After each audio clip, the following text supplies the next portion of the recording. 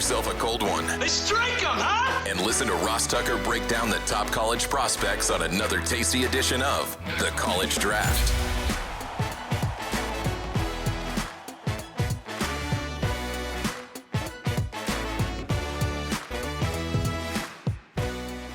Yeah, it's Daddy Soda time here on the College Draft Podcast presented by DraftKings. The crown is yours, and I truly cannot believe it. We made it. It's here. It's time. Week 0. We've got 5 games by my count on Saturday's slate that are real games that actually count, that are on TV like Fox and ESPN and CBS. And Emory and I can place bets on them and give you our bets. We will get into those games momentarily. As a reminder, we also are going to tell you some of our NFL preseason game observations. You know why? Because from January through April, we are an NFL draft podcast. And then after the draft, we are still an NFL draft podcast because we go over every pick to get you ready for training camp, to get you ready for the preseason games. We're not just going to leave you hanging now that the preseason games are week 2. Emory and I absolutely have some observations, but we have 5 glorious real games. I think at least 3 of the teams are ranked. It is absolutely a wonderful time of year to have these week 0 games. I'm talking about Emory. For those of you that are new, that's the great Emory Hunt. You can check him out on Twitter at FBallGamePlan. He has an extremely popular YouTube page, especially for those of you that like X's and O's, like playbooks, like going a little bit deeper with coaches. Football Game Plan is his YouTube page. We have one as well for this show, as well as the Ross Tucker Football Podcast, the Even Money NFL Betting Podcast, which is very popular, youtube.com/Ross Tucker NFL. Emory has a great draft guide that we talk about every week, especially during the pre-draft process, footballgameplan.com/2025 draft guide. A lot of guys making plays that you haven't heard of, but Emory has, and he has a scouting report on them. I'm Ross Tucker, the former NFL offensive lineman, 5 teams, 7 years. A lot of you know that, but some newbies every week, which is great, especially now that the YouTube numbers are going up with people coming in to check out Emory's picks against the spread. We are at Ross Tucker Pod, and we have fun on this show. Emory and I are brothers from another mother. It's hard to believe it's already here, Emory.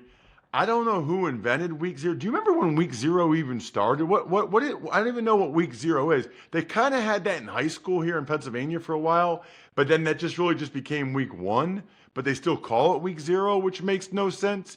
I don't know who I know who invented week 0. The TV networks that were like, yo, just give me one. Just give me one real game the week before that I can hype up and have the pregame show and have all that stuff. Because it used to just be one. It was a FCS kickoff and one other FBS game.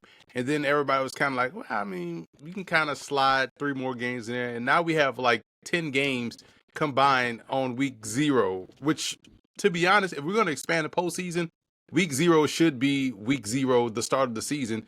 I kind of feel like we should do away with conference championship games. Do it like the FCS. Week 0, 12, 10 games, 11 games max, and then start playing your postseason of 12 to 16 teams, and let's go play some ball. Ooh, I like that. I do think that the problem with the conference championship games is they make a lot of money from them. It's way too much money.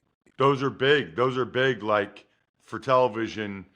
People that Saturday, they like to watch the Big Ten championship, the SEC championship, etc.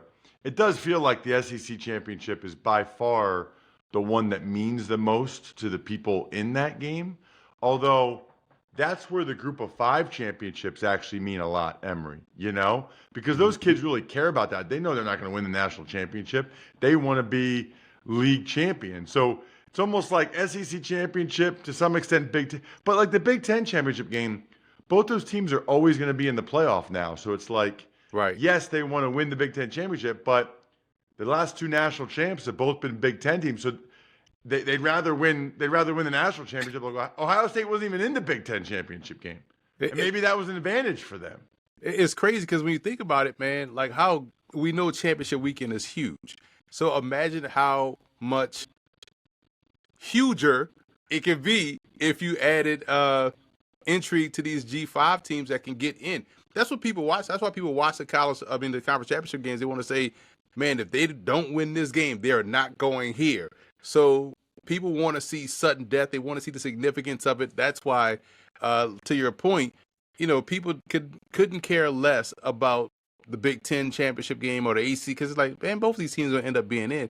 It's who doesn't win won't get in and raises the stakes of, the conference title game, which is why those G5 ones, they may be lower P4 ones. I hate that we kind of keep subdividing the college football divisions, but those conference championship games matter the most.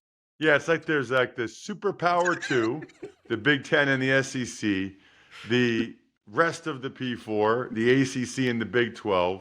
Then you have the G5. I don't even know what to put Pac-12. They're just like their own little. That's the line of demarcation. The Pac-2 is like their own little category. It's wild. All right. Speaking of the Big 12, how about this one, Emory, to kick us off? Kansas State, Iowa State in Dublin, Ireland. I love it. The first game's in Dublin, Ireland. I want to go to that sometime. In fact, I probably never can because NFL preseason doing the Eagles, but I would love to go to that game. Iowa State is the 22nd ranked team in the country, and they've got some legit players back, led by their quarterback, Rocco Becht.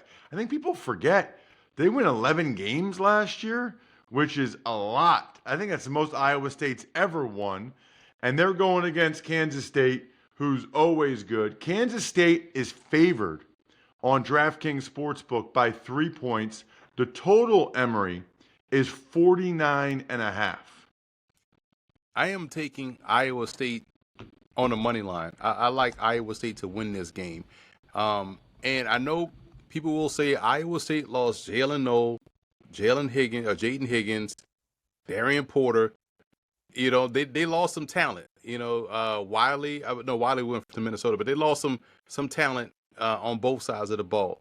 However, there's talent that remains. And Rocco Becht is much more consistent than Avery Johnson. Now, Avery Johnson is dynamic because he's a true dual threat, but it's the consistency in the passing game that kind of gives you cause for pause, especially if we're talking about a week 0 situation.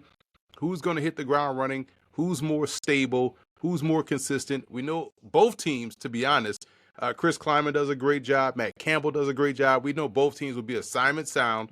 They'll be disciplined. We know special teams will be a key, probably a stalemate because both teams are good special teams wise. But I have to lean Iowa State money line strictly on Rocco Becht and his consistency and what I've seen him do in big games. I keep going back to the Iowa game last year. I think this is one that they can go out there and get a win. Couple thoughts. One is I still can't believe they won that Iowa game last year. Watching the first half of that game, that's one of the most dominant come from behind wins I've seen, in the sense that Iowa State was getting their you-know-what kicked all over the field. Iowa's O-line and D-line was murdering Iowa State. I mean, Rocco Becht would have 1 second and get smashed. Caleb Johnson had the biggest holes I've ever seen to run through. And then I was flipping around other games or whatever. Next thing I know, Iowa State's kicking a game-winning field goal. I was like, wait, what? How did that happen? Absolutely crazy. And I think you make a really good point, Emory. I think these are two of arguably the 10 best coaches in college football. And nobody ever says that because they just go to but what about Ryan Day, national championship, and Kirby Smart? Listen, those guys are great coaches. We're talking about, it's about what you do with what you have, okay? And if you think it's easy to do what Kleiman did at North Dakota State and at Kansas State, or what Matt Campbell's done at Iowa State, then you just haven't been following college football that long. It is not easy. So Emory is in Iowa State on the money line, which is significant because you can get them with 3 points. The money line's plus 120 for Iowa State. All right, How about Idaho State and UNLV?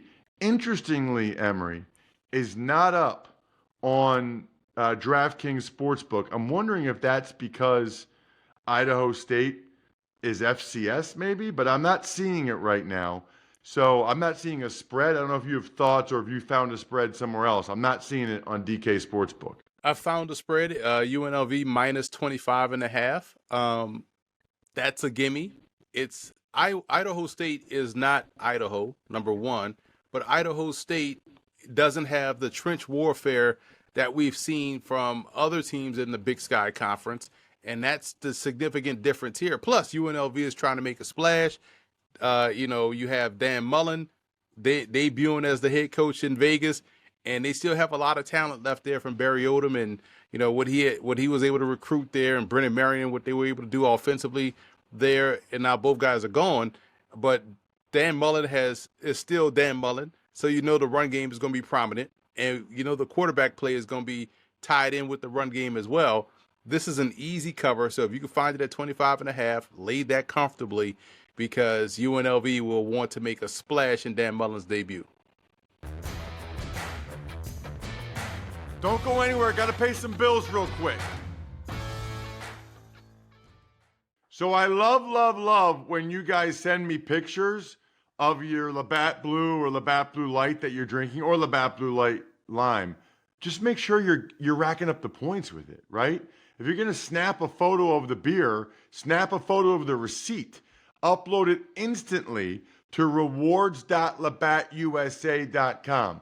It's free to sign up. It's called Buy Beer, Get Gear. You're literally just buying the Labatt you would buy anyway, and then getting free merch as a result. Rewards.labattusa.com. Love it. All right. What about Fresno State at Kansas? This is a juicy one. This will be on Fox at 6:30. Fresno State has a new coach, and Kansas has your boy Daniels a quarterback for year 8, I think. I mean, this guy might win the award. He might win the award. I think it's because I confused him with Jaden Daniels for like a year or two, that I feel like he's been there 8 years, because this is Jaden Daniels' second year in the NFL after a long time at Arizona State as well as LSU. That's got to be why I'm confusing the Kansas quarterback. By the way, Kansas is laying 12.5.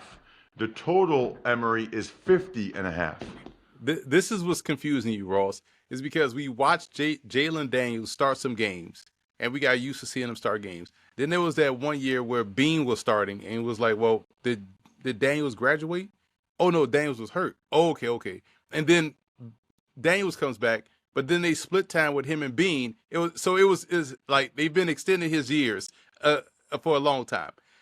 But in this ball game, we talked about Matt Campbell and we talked about Chris Kleiman. You got to throw Lance Leipold in there as well, too, because he is a fantastic coach. Think about, you touched on, what are they doing at 3 schools that are not in recruiting hotbeds? Now, we know, Bill Snyder used to live off the JUCO transfer when he was at Kansas State and got that program up to prominence. But Kansas is not a big high school football hotbed. So the fact that you got 2 coaches in Kansas dominating, and let's not even bring up Pittsburgh State and what they've been able to do at the Division II level in Pittsburgh, Kansas. So it's showing you that you can get stuff done coaching-wise if you get guys that want to play, believe in the system, believe in the scheme. So Leipold has done a fantastic job already in Kansas. We know about what he did at Buffalo and also Wisconsin Whitewater. And I'm saying all that to say Kansas still has a veteran quarterback that's dynamic. They still can push people up front along the line of scrimmage, so the run game is going to be good. And I think defensively, they're so opportunistic, even without Kobe Bryant and without Melo Dotson, both are playing in the NFL. And I just like them in this spot. So I will lay the 12.5 points. I know they tend to play down to the competition at times, but Kansas has too much on both sides of the ball, and they have the quarterback that I trust more so in this game to not turn the ball over. I'm laying the 12.5 with Kansas. Emory is laying the 12.5 with the Jayhawks against Fresno State. Remember, it's funny, UNLV went to Kansas last year and won with Sluka as their quarterback, and that was the last game he played because he didn't get the NIL check. It's unbelievable. Right. Like, that feels like 5 years ago now at this point. All right, CBS Sports Network, where you can see Emory Hunt all the time. Not on this game, I don't think, but maybe he's doing pregame or halftime. I don't know. He's about to tell us, but it's Saturday night, 7 o'clock, CBS Sports Network. Sam Houston is at Western Kentucky. Sam Houston's getting 10, Emory. The total is 60.5. The reason why the total is 60.5 because you have Phil Longo as the new head coach at Sam Houston, and we know his offense is going to be, it loves to put points up on the board. We saw that at Ole Miss. We didn't see too much of that at Wisconsin, but we're going to see it again at Sam Houston. So that's one part of it. The other part is Western Kentucky, who when you translate it to Latin, it means offense, right? So they're going to put up a bunch of points too. So that over is kind of tasty, is tempting. But what I like about Sam Houston, how quickly they've gotten up to speed at the FBS level. So they've even though their coach has now moved on to Temple, but the seeds are there for the point of attack play. And they kind of got with Western Kentucky last year, kind of, made it a tug of war. So this point spread, I'm going to take Sam Houston and the points. What I love about week 0, you have all spring, all summer to game plan for one opponent. Both offenses will be similar, so therefore you will see both defenses kind of understand what's going on. Then it'll just become about Jimmys and Joes. But I think in a week 1 setting, coach want to make a huge splash. I think they have a defense. They have enough defense to keep this one under that number. So I'm going to take Sam Houston plus the points. Okay, Sam Houston getting the points plus 10. Last but not least, CBS out in Hawaii. A bunch of my crewmates. It'll be Tiff Blackman on the sideline, Rich Waltz, and Logan Ryan in the booth out there in Hawaii. Andrew Luck makes his debut as the Stanford GM. Frank Reich, the interim head coach. Frank Reich out in Hawaii, being a head football coach in college. All right, Hawaii is favored. They're laying 2.5, Emory. The total's 52.5. Hawaii's going to be underratedly good this year, Ross. I like their redshirt freshman quarterback, Micah Elahado. He got playing time last year. I think he threw like 6 touchdowns, no picks. But they were able to play him in those 4 games, and they redshirted him. So now he's coming back fully immersed in the system, and Hawaii returns a lot of productivity on both sides of the ball. And anytime Hawaii gets a home game, I'm all for it. And so I think we'll see them come out and play really well. I think this is one of those dark horse sprinkles in the Mountain West Conference. I like Hawaii a lot this year. Timmy Chang is going to really get the fruits of his labor to show itself because of what they've put in the last couple of seasons. And now you have a quarterback that's talented. So I like Hawaii here. Plus Stanford has lost. They lost their top pass rusher. They're in rebuild mode. Even though we've seen Stanford be Stanford before, we've seen them, be in BCS games. We've seen them be in the top 5 conversation. Like, they can get back there. We've seen it done with Northwestern, Tulane, all these high academic programs. But in this game, I am trusting Hawaii to get it done. So I will lay the short number with the Rainbows. All right, Emory is laying the 2.5 with the Rainbow Warriors. It's interesting. I did the opener for Hawaii last year against UCLA, and they do have a bunch back. Dennis Thurman, their D coordinator, has done a really good job on the defensive side of the ball. Those kids play ferocious on defense, absolutely ferocious. They do have a couple of big-time receivers back. The Stanford thing, they played so many true freshmen last year that bodes well. But then to have your top pass rusher leave to go to Texas Tech, to have your top receiver, I think they were stunned. Aya Manor left to go to the NFL draft as a redshirt sophomore. But with all the turmoil they had there, those guys didn't want to stick around and wait and see how things unfolded. So they left. So it does feel like probably a rebuilding year for the Stanford Cardinals. So Emory likes Hawaii laying the 2.5 against Stanford. All right, Let's move on, Emory. We'll have a lot more games next week, obviously, week 1. But let's get some observations, last 5 minutes or so here, about NFL preseason week 2. Because as a reminder, we do talk about a lot of the top prospects, and we are all over it during the pre-draft process and after the draft. Anybody really or anything really jump out to you over the weekend, Emory, in terms of the evaluation process or just observations from NFL preseason week 2? Lock this in, save it, post it on social media because I'm about to go in. Because here's what every preseason broadcast needs. Because all we see is folks talk about how they don't like to watch preseason games or preseason broadcasts are boring, blah, blah, blah, blah, blah. But the way to make preseason broadcasts stick is to put a draft analyst on every broadcast team to walk you through the back half of the roster. We know 25 to 40 guys that are already locked into the roster. Put a draft analyst on a broadcast that understands the prospects, knows the prospects, and can tell you why this player is on this team and how it fits in. Because now you make it very interesting. It's no different than what the NBA does with their summer league broadcast, which is why those tend to be very much entertaining and captivating. So put a draft analyst. I'm available on one of these preseason broadcasts to walk you through the back end part of the roster. That's one. Number two. All right. Number 2, Ross. We can't. The elephant is sitting here in the room wearing a Eagles jersey and brown pants, bro. We saw Shador, we saw Dylan Gabriel, and you were on the call. What were your takeaways?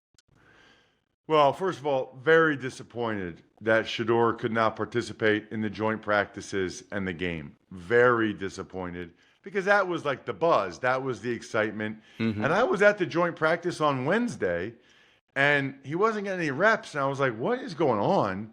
And then next thing you know, I'm seeing on my phone, that he strained an oblique and he's not going to participate. He doesn't play in the game on Saturday.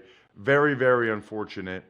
I did think it's fascinating because I thought Dylan Gabriel, especially his first couple drives, looked really good for the Browns. I mean, getting the ball out on time, accurate. He kind of does remind me of like a little bit of a poor man's Tua Tagovailoa. They both got that lefty Hawaii thing, ball out quick, accurate. I don't think his arm's quite as good as Tua. He's obviously not quite as big as Tua, but he runs better. I mean, he certainly runs better than Tua. He had a very unfortunate pick 6 that I'm still confused by. Why the tight end Whiteheart and the wide receiver Deontay Johnson were 3 yards apart, and then Makuba's in the middle. So Dylan Gabriel throws it in the middle of his 2 receivers. They both think it's going to the other guy, so Makuba just takes it. He also had the fumbled exchange, but I thought he performed pretty well. I would like to see both those guys, Dylan Gabriel and Shador Sanders, get a bunch of starts this year. The Browns aren't going anywhere. Like they're not winning the Super Bowl, right? So I think they're going to start Joe Flacco. They're going to announce it this week. My guess is Emory, because they start off with a really tough schedule. But to me, every game that Flacco starts feels like a wasted opportunity to get a maximum evaluation of both Gabriel and Sanders. I don't care which one you go with first, and maybe they can determine that based on how they play in the 3rd preseason game.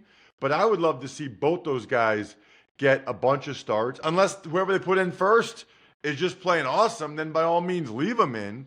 But I would love to see both those guys get a bunch of starts this year, because certainly they both have shown some good flashes here in the preseason so far. So that's my thought there. Go ahead. Well, I was going to say what we saw from both guys in the preseason is, why do we need Kenny Pickett if we can get baseline play like this from 2 rookies?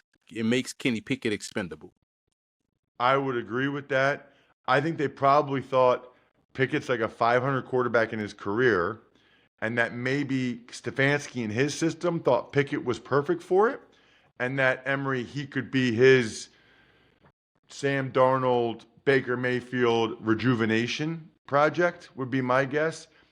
I don't want to make this my takeaway every week, but I'm watching this guy for the Patriots, Efton Chisholm. Yep. from Eastern Washington. Who is this? You tell me, Emory, who is this guy that's like looking awesome? Or Mason Tipton from Yale? I do know him for the Saints.